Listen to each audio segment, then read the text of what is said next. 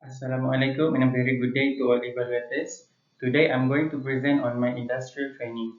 My name is Muhammad Isham bin Nasib, mention number S47589. I am supervised by Dr. Nuraida binti Hashim and Dr. Tan Wei Lun, and the organization I'm conducting my industrial training is Greenworld Genetics Sdn Bhd. This organization is led by the CEO, Dr. Chua Kim Ai. The main station, which is also the research center, is located here in Batu Arang. GWG is a total food value chain organization where they produce tropical hybrid seed with the aim of improving agriculture productivity. GWG has been awarded the Bionexus status and also Migrate certificate. Their mission is to achieve sustainable excellence in both the short-term and long-term in agriculture seed industry while practicing corporate social responsibility. While the vision is to grow GWG to be the world's leading R&D-based seed company involved in developing and providing high-quality tropical hybrid seed for total food value supply chain. GWG has 6 different departments, which is melon, seed production, sweet corn breeding, paddy, production research, and R&D. During my internship, I choose to be located in melon departments. In melon department, our objective is to produce melon fruit by using fertigation technique. We are led by senior agronomist Dr. Tan Wei Lun. This department consists of 7 staff members and also 2 workers. We are fully operated inside greenhouse, which is T1 until T13, where one greenhouse, which is T4, reserved for breeding purposes, and the rest is for production. We cultivate different variety of melon, but the most prominent one is Permai Lima.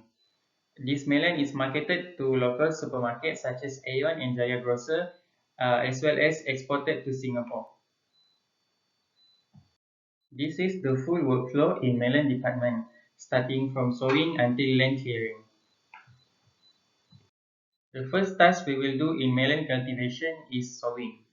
We will conduct seed treatment pre-sowing with fungicide, which is Previcure, and growth regulator, which is Atonic. The day of sowing will be counted as day 0. Media that we use is peat moss. We will also use automated machine to fill the peat moss into sowing tray and make hole to place the seed.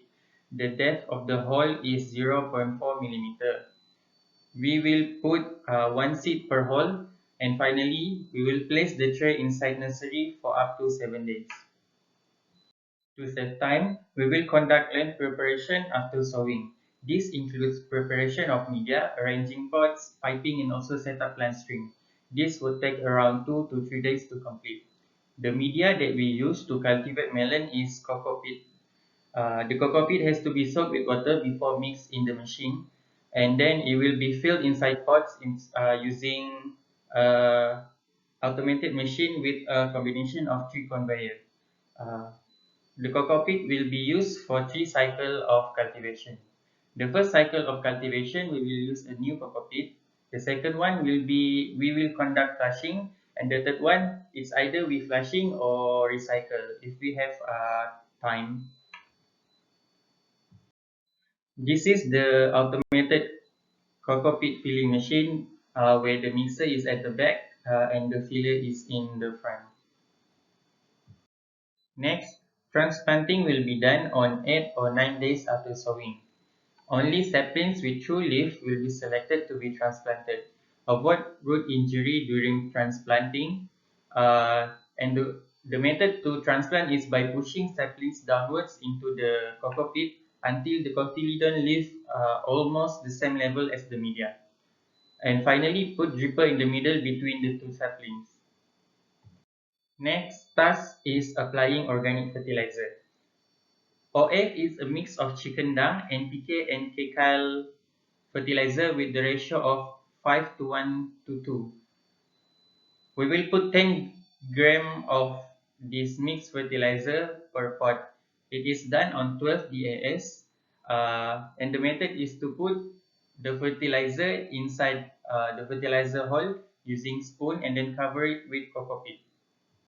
Next is pruning. This is the first pruning where it is done on 23rd to 26th day after sowing. It is done by removing all the side shoot from node 0 until node 3. Next is plant clipping. It is done by attaching trellis string on the base of the plant for support using clip. This task will finish with trellis the plant with counterclockwise. After that, we will do fruit setting, which is also the second pruning.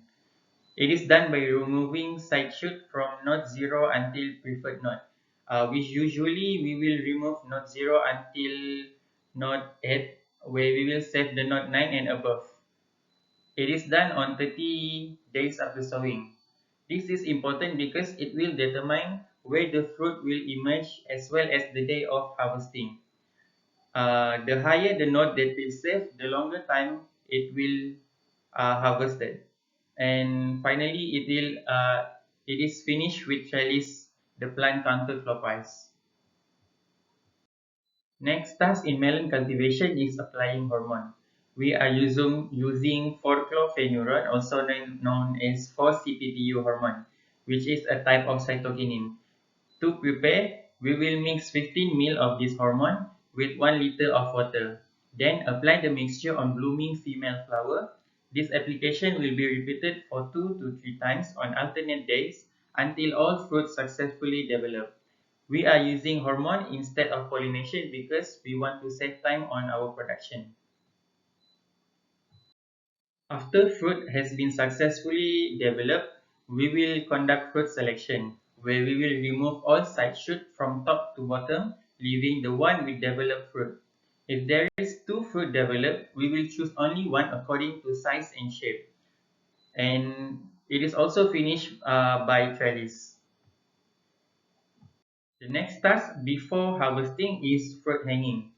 We will use raffia loop to tie around the pedicle of the fruit.